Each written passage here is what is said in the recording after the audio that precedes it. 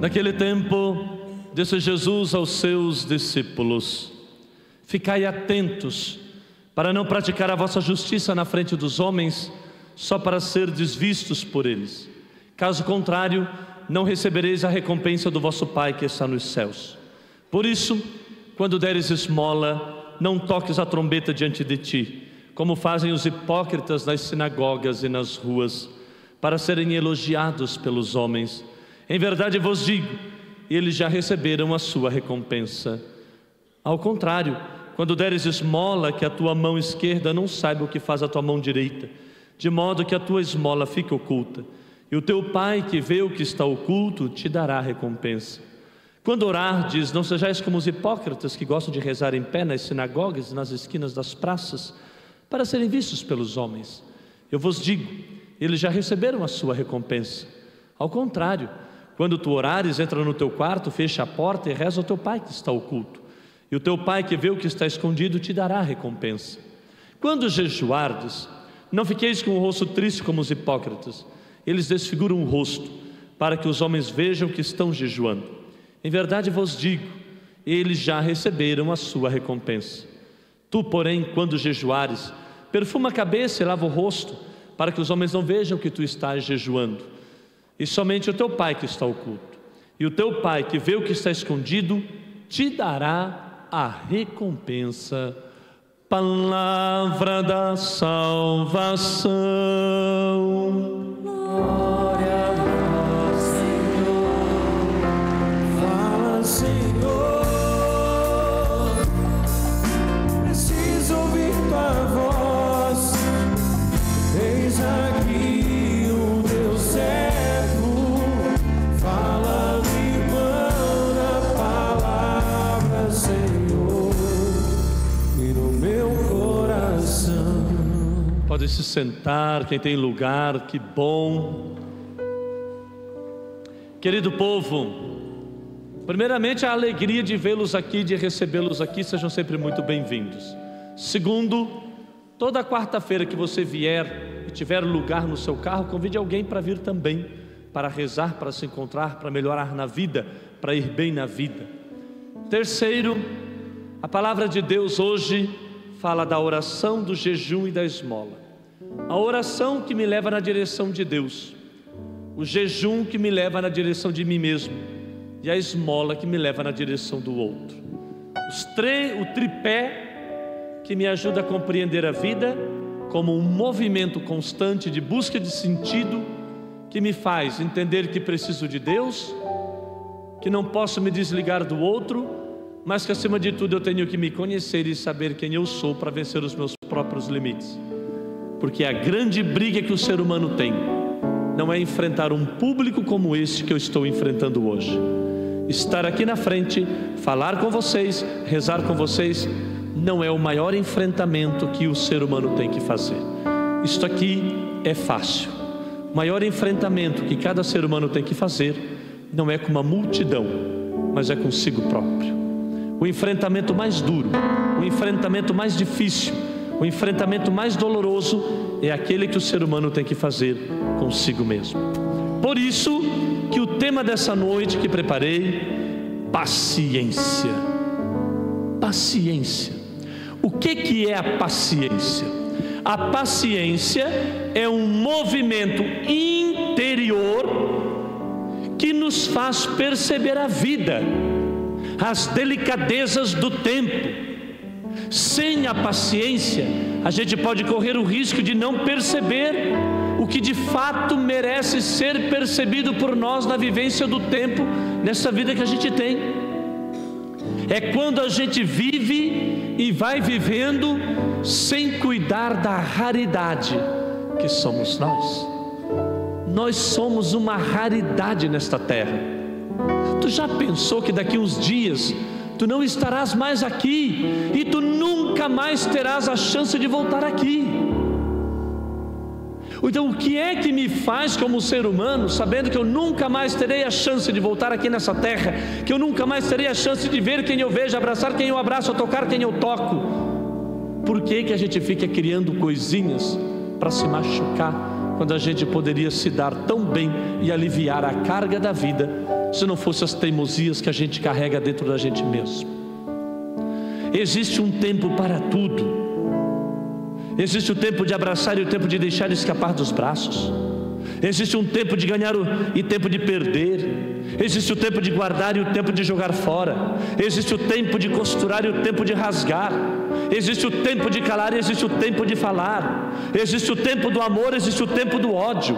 Existe o tempo da guerra, mas também existe o tempo da paz. E muitas vezes matamos a oportunidade de viver bem, porque não somos capazes de fazermos a leitura correta daquilo que o tempo hoje está nos pedindo. É assim mesmo. Cada dia o tempo vai pedir para mim, Padre, para você alguma coisa. E este olhar atento é o que nos vai dar a clareza de perceber o que hoje grita pelo meu nome. Antônio, o que é que hoje grita dentro de ti? O que é que hoje a vida está te pedindo, Antônio? O que é que a vida está te cobrando hoje, Antônio? O que de fato hoje chama por mim? Qual é a realidade hoje que é inadiável na minha vida? Às vezes nós somos tão negligentes na percepção disso, que desperdiçamos o tempo, um mês, um ano, 10, 20, colocando o nosso empenho, que nem era para aquele momento ter colocado. É por isso que é interessante a gente desenvolver a habilidade de dizer não e de dizer sim. Essa é uma habilidade que só a maturidade nos traz, porque às vezes somos imaturos e não sabemos nem dizer não. A gente quer dizer sim para tudo. Não sabemos olhar as urgências do tempo, e aí a gente vive para agradar os outros, vive para agradar o outro. Antes de agradar o outro, você tem que perceber o que a vida está pedindo de você. Nem sempre aquilo que você pode fazer para agradar o outro está em consonância com aquilo que a vida está lhe pedindo de você.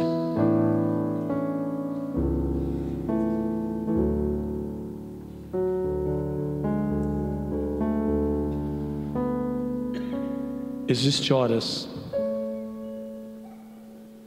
que você quer estar no coração de uma pessoa, mas não é a tua hora de estar ali. A urgência do tempo daquela pessoa chama outra coisa, leva para outro lugar, leva para outro espaço. Repito, antes de agradar o outro, você tem que perceber o que a vida está pedindo de você. Nem sempre aquilo que você pode fazer para agradar o outro está em consonância com aquilo que a vida está lhe pedindo no momento. Mesmo porque para a gente crescer, a gente precisa aprender a cortar muitas coisas na vida. E saber o que de fato merece o meu empenho, e quando a gente investe no que não merece o nosso empenho, não tem como a gente ser feliz. Infelizmente a gente não consegue levar as pessoas amarradas. Não tem como eu descobrir um contentamento se o meu empenho não foi aonde deveria ter sido.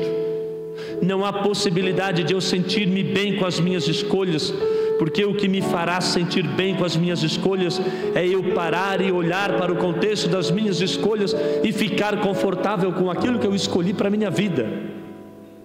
Quando eu escolhi coisas que não me deixam contente, que não me deixam em paz, é porque não está certo, é porque está errado. A nossa maneira de viver nos priva muito de conhecer o que de fato precisamos viver.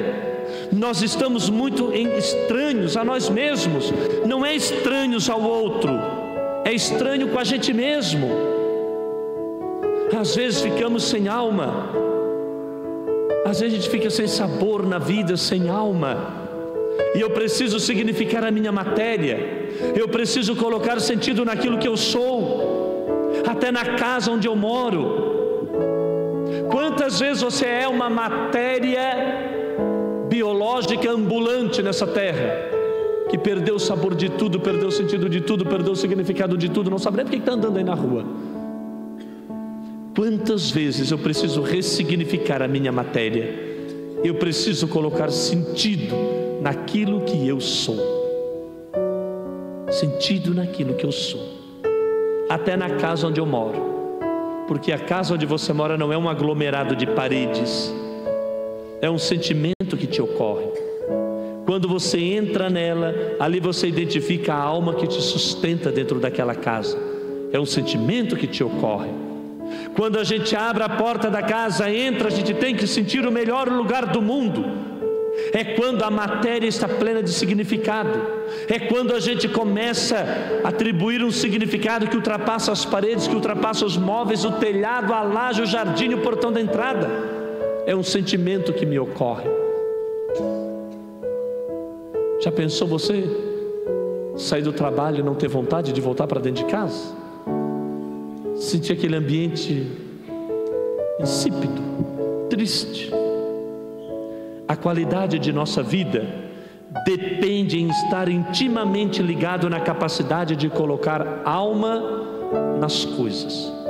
Perceber que tudo que eu tenho de matéria tem um significado que ultrapassa a matéria. Como disse Rubem Alves, existem coisas que são mais que coisas, são coisas que me fazem lembrar. Existem coisas que são mais que coisas, são coisas que me fazem lembrar. O que é que uma mãe faz quando um filho morre? Quantas vezes eu já vi uma mãe abrir o guarda-roupa, pegar a roupa do filho que morreu e cheirar? Por quê? Existem coisas que são mais que coisas. Existem coisas aqui que me fazem lembrar.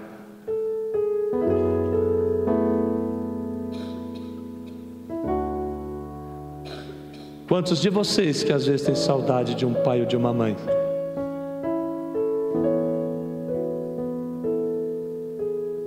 E vão lá na estante, tira foto, tira poeira e ficam olhando.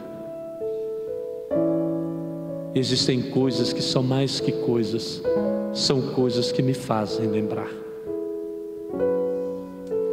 E a gente vive correndo atrás disso. Eu já disse aqui no santuário, repito esta frase: o passado é a âncora das nossas condenações ou das nossas libertações.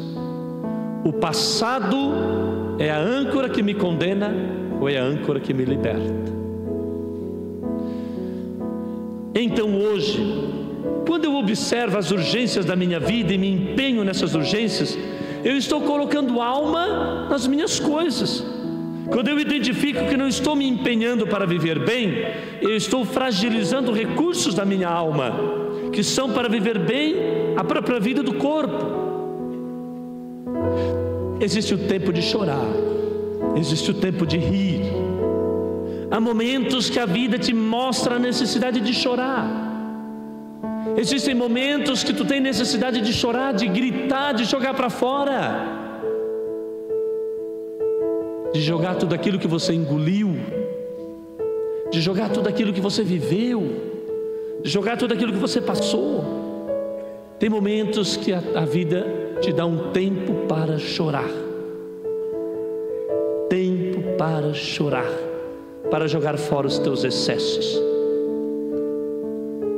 De não ter medo da tua tristeza, de permitir que essa tristeza acabe dentro de nós. Não tenha medo das tuas tristezas, não tenha medo dos momentos em que tu olhou para o lado e tu não sentiu mais nada nessa terra. Não tenha medo do momento em que a vida te provou no mais profundo do amargo da tua história e você olhou para o lado e disse: tudo perdeu o sentido. Tudo. Não tenha medo. Só não permita que esta tristeza acabe com as riquezas dentro de você. Mas permita sim que essa tristeza que às vezes você sente, ela te ajude a encontrar a pérola preciosa que só o sofrimento iria nos levar a conhecer. O sofrimento na vida da gente Ele faz a gente encontrar a pérola mais preciosa que a gente tem que encontrar na nossa história. Ela faz a gente encontrar aquilo que é belo, faz encontrar aquilo que é mais profundo em nós. O sofrimento, ele faz você encontrar a pérola mais preciosa. Existe o tempo de sorrir. O riso não nasce por acaso. O sorriso é o resultado de uma lágrima bem chorada. O sorriso é o resultado de uma lágrima bem chorada. O sorriso é o resultado final de um processo de luta que nós estabelecemos, de observar dia a dia qual é o empenho que hoje me pede, o que eu preciso fazer para ter o direito do sorriso no amanhã. É um processo bem feito. Ah, gente, sorrir dói antes. Um sorriso bem dado, um sorriso profundo, por detrás dele já existiu muitas lágrimas derramadas. Existe um tempo de abraçar, mas também existe um tempo de se afastar. Quanto sofrimento em perceber o distanciamento. Como é difícil perceber o distanciamento como uma hipótese de crescimento para o outro. Afastamento necessário para o próprio curso da vida, para mais tarde, lá na frente, voltar. É a urgência do dia, é o que a vida está me pedindo. Quantas vezes um pai e uma mãe têm que passar pelo sofrimento de se afastar de um filho porque vai estudar, de se afastar de um filho porque casou e foi embora. Mas é um afastamento necessário para o curso da vida. Quando a gente percebe o tempo e o que Ele nos pede, a gente abraça algo irrenunciável para o nosso processo de realização humana. Se a gente não tem coragem de rasgar algumas realidades, jamais teremos coragem de viver a libertação dela. Às vezes lamentamos perder, e quando a gente observa o que perdeu, não foi perda, foi uma libertação que você teve. É preciso ter coragem de rasgar certas coisas para depois, mais tarde na vida, sabermos costurar de um jeito certo. O outro não tem que corresponder às minhas expectativas. O outro tem que ser ele. O outro precisa viver a vida dele. E às vezes, para o outro viver a vida dele, vai custar o afastamento de você. E se por acaso houve uma empatia contigo, ali eu construo uma relação de amizade, se não uma relação de respeito. Mas é preciso rasgar, passar pelo enfrentamento, que depois virá a ser uma libertação. Enfim, a vida sempre vai pedir de nós uma observação, porque às vezes passamos por cima das necessidades e não as observamos. Você já parou para pensar que às vezes a vida não está dando certo porque você não sabe ao certo o que de fato você precisa? Já percebeu isso? Que às vezes a sua vida não está dando certo porque de fato você não precisa o que é o certo que você tem que ter na vida. Estamos angustiados e não sabemos o que queremos, porque faltou chegarmos no ponto-chave, faltou descobrir onde está iniciando o conflito, faltou paciência para entender o que de fato a vida quer de nós. O que a vida te pede hoje? E agora eu termino.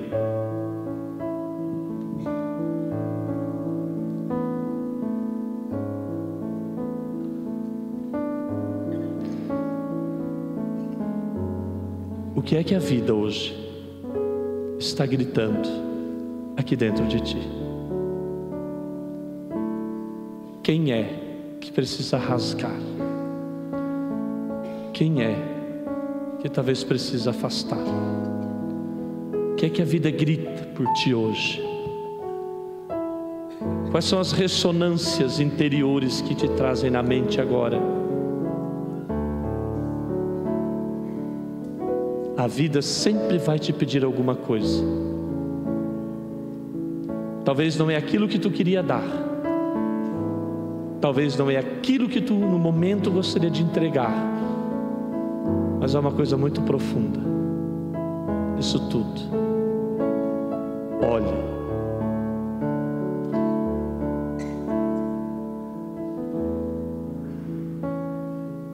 olhe o que a vida te pede hoje.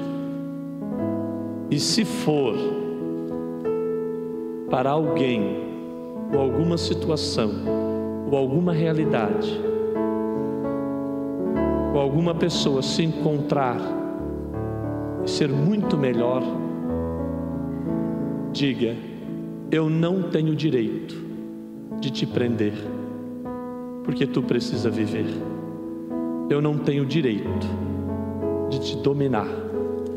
Então, se a vida hoje está te pedindo alguma coisa que te é caro, te é doído, ofereça e deixe ir, porque ela te trará aquilo que precisa chegar e que talvez ainda não chegou, porque você ainda não largou o que ali perto de você está e você não deixou ainda ir. Então, o que tu tens que dar à vida, dê. O que talvez se aproximou e não é teu, devolva. Tenha coragem. Dói, fere, mas por outro lado também cura e faz a gente encontrar o lugar da gente nesta terra. Coragem. Não sou eu, padre, que vou fazer por ti. Cada um aqui dentro, por mais doloroso que seja, pode ter 1 milhão de amigos, pode ter muitas pessoas, mas existem coisas que ninguém vai poder fazer por nós. É a gente sozinho, no amargo da escuridão de um quarto, ou sentado na beira de uma lagoa, ou talvez numa montanha. Somos nós e certos processos que temos que fazer e que ninguém vai poder fazer por nós. E por mais doído que ele seja, é só eu que posso enfrentar e que posso viver, porque a vida é minha, eu tenho que dar conta dela, e no final de tudo eu tenho que me encontrar com ela. Vai e não tenha medo. Hoje talvez a vida tira, amanhã ela te dá outra coisa, mas não tenha medo de dar passos que tem que ser dado. Amém.